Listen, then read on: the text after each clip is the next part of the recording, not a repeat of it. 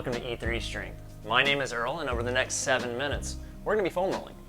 Two things you need. One's going to be some kind of a timer. I'm going to be using an Apple Watch, which you totally don't need, and a foam roller, which you totally do need. It doesn't necessarily have to be this size, but you do need one, so grab one, and let's get started. As you get to know this series, it should take you about 7 minutes. If you're following along in this video, it might take a little bit longer, so bear with us. And if I'm moving too fast, feel free to hit that pause button and work on an area that may need some more attention. All right, so set your timers for 30 seconds. If this is a 60-second muscle group that we're hitting, we'll just double that timer. Not a big deal. 30 seconds works because it's gonna be 30 or it's gonna be 60. There's nothing in between. All right, so we're gonna be starting with your T-spine. That's your back between your rib cage and your neck. Let's get started there. All right, my timer is running for 30 seconds right now. I'm gonna start at the bottom of my rib cage. I can support my head or I can cross my arms over. Doesn't matter either way. Whatever makes you most happy. Specifically, if you're using this as a warm-up, you're just looking to get blood flow, so you're not really gonna target kinks or anything specific, so just rolling over the area with this kneading pattern that you see me doing, it's very effective. My butt's off the ground, but I can set it down and still get a little help. But the more that I keep off the ground, the more pressure I'm putting down on the roller. So just as you need, and I am 30 seconds in, I just reset my timer for an additional 30 because we're gonna spend 60 seconds here. Your lats are the biggest muscle in the body, and though we're gonna work them individually, a lot of the muscle is behind you and you can't get to it. So when we get to the lats, we're gonna be working the area underneath the armpit. We're not necessarily gonna be on the area that we're hitting as we roll the thoracic spine. So between this and the next two rolls, we're gonna cover all of those major muscles in your upper body. Now as our timer expires, we're gonna be rolling onto our lats. I'm gonna start with my right side and then work directly into my right side shoulder so we can speed things up. To get in your lats, you want to be almost on the back side of your shoulder with really my armpit on the lower side of the roller here. Now from here, I start my timer. I'm going to cross my leg that I'm not dragging along for a little support here, a little balance. It keeps me rolled over, but I'm going to keep this shoulder back at about a 45-degree angle to the roller if you're looking at my back. All right, my timer is running, and I'm going to knead my way down. And you can adjust your foot around to give yourself propulsion, move however you need. The main thing is I'm still maintaining this lean backwards at about 45 degrees away from the roller. And then I'm gonna stop right here at my rib cage because even though my lats go lower, it's a lot of just skin and bone, or what feels like skin and bone. And so I wanna stay on the medius part of this to really get as much blood flow as possible.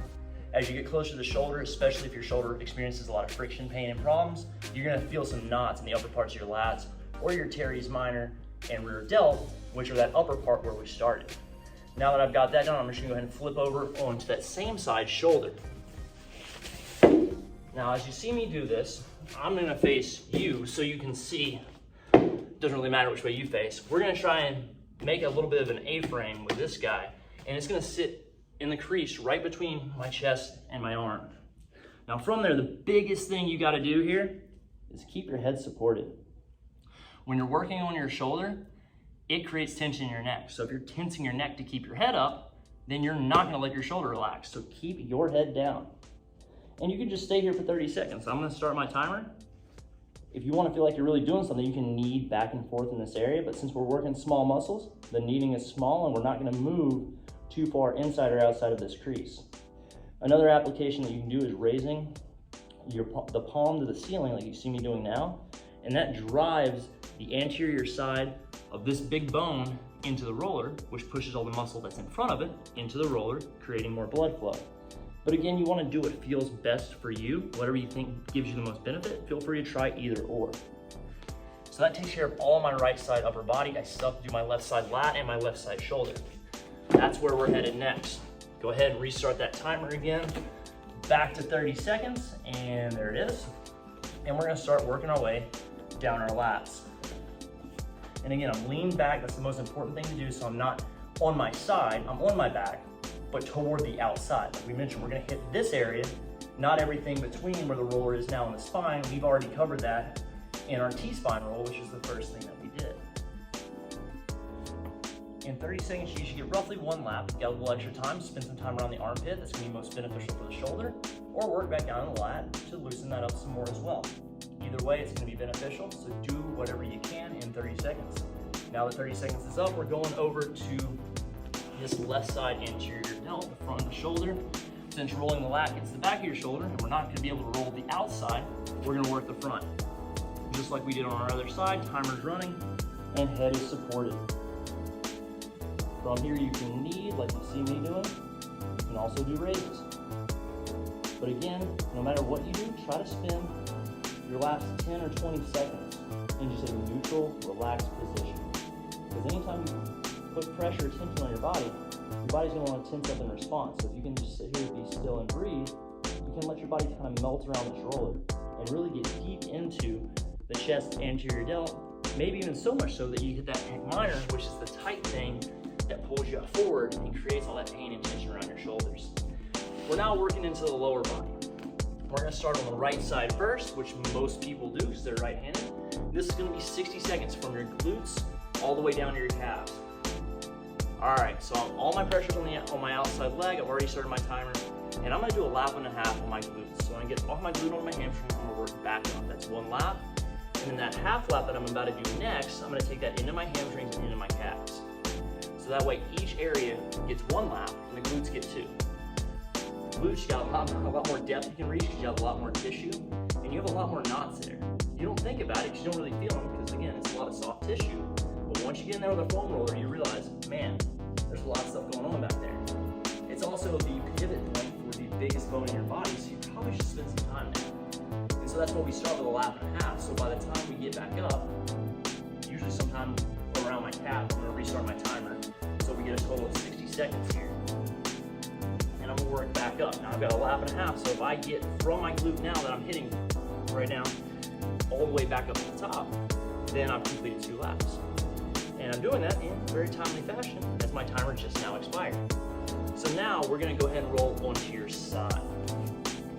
And this is going to be your IT band. So you want to be pretty much 90 degrees to this roller. This leg is going to stay here for support. It also keeps you rolled over because your tendency is to roll backwards. And we're going to work our way from here down to just shy of your knee.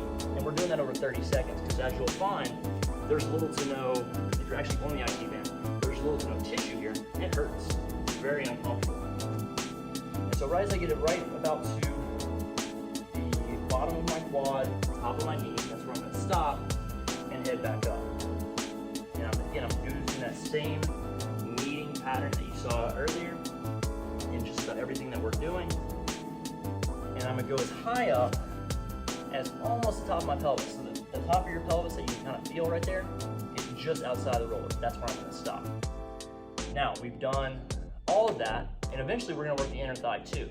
But for now, we're going to go ahead and switch back over to the left side and start with the glutes, hamstrings, and calves. So now that I'm back here on my left side, I'm going to start at the top of my glutes and work my way down. So I'm going to knead my way down.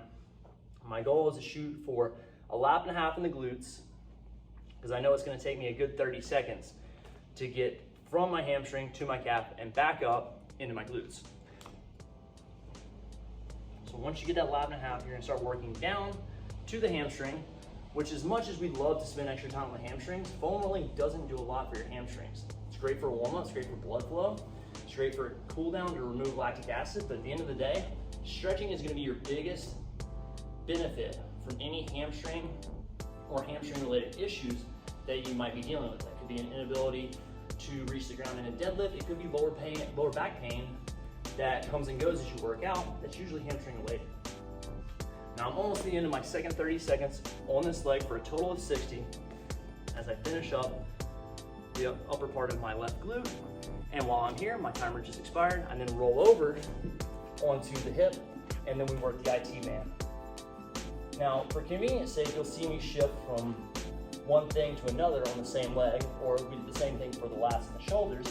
But again, that's to save you time, because explaining this and doing it in real time is still going to take longer than 7 minutes. And many of you have paused the workout because you were linked to this video as a warm-up or a cool-down. And I don't want to waste too much of your time. All right, so that finishes off the IT band. The second IT band, that's 9 different rolling series that we did for either 30 or 60 seconds.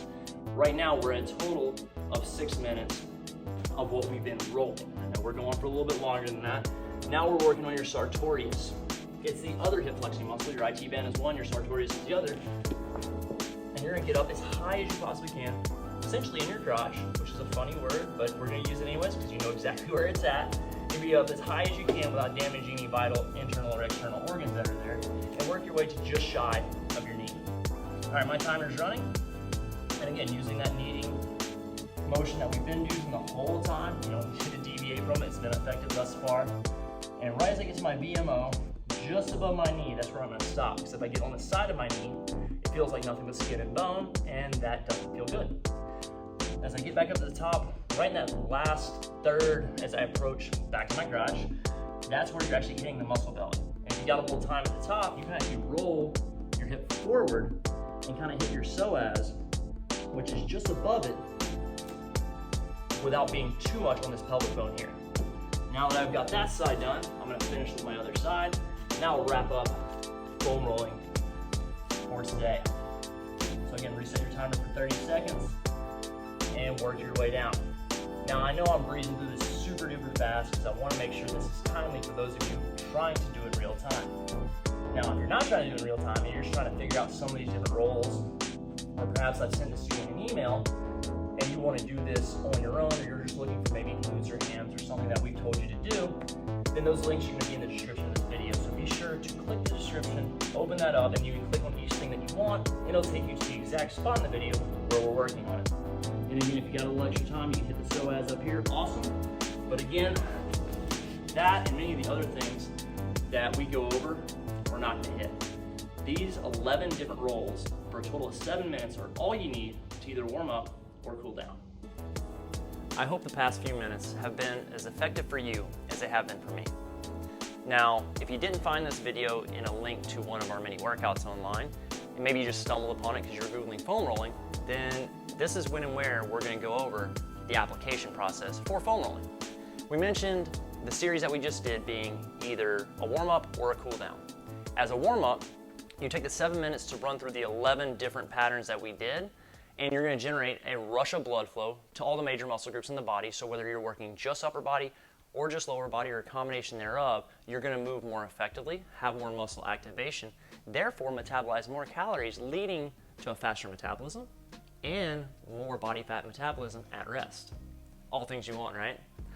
The other application is post-workout. Post-workout, I mentioned knots. You're going to find some, and they're harder to find post-workout because you have more blood flow, so you're going to sink deeper into the tissue. But if you do find some knots, that's where you can kind of work on them, just need that one problem area and work out some of the kinks that your body may have post-workout. And again, you want to do the whole series, whether it's upper body, lower body, or a combination. Now there's a third application, and I am a big proponent of this, and I think the older you get, the more you might find this to be true for you. I got this from many of my golf playing retired clients as a younger trainer. They all mentioned, hey, I wake up, I get out of bed, I hit the foam roller. I wake up, I get out of bed, I hit the foam roller. Because these guys are playing golf like gosh darn professional athletes, probably more than professional golfers. I mean, they're doing 36 holes in a day. It's nuts. So they wake up, they get loose, and they do whatever they can to stay loose because it's all about the game once you're retired. That's something I do to get my day going, because being on your feet in a gym for 14 to 16 hours a day takes a toll on your body. And the better you feel, the better you're gonna act, the better day you're gonna have. So why not start your day off with foam rolling, if you can? If not, you should be putting it as a pre-workout or at least a post-workout. And no matter what you do, don't forget, stretching is still very, very important. If you found this video helpful, give us a like, a comment, or a share. And don't forget, you can find us on just about any social media outlet at E3 Strength, with the exception of Twitter, which we're at E3_Strength, if I'm not mistaken. Or you can just Google E3 Strength on Twitter, you'll probably figure it out. No matter the case, you can hit us with smoke signals, call, text, email, info@e3strength.com. And in the meantime, we'd love to field any questions you have. If you want more information on foam rolling, or there's just a subject that you need info on that nobody's giving you info on, hit us up. We're not about your money, we're about helping people, and that's what we love to do, but we don't know how to help you unless you give us feedback. So we look forward to hearing what you have for us in the coming days, and until then, have a great day.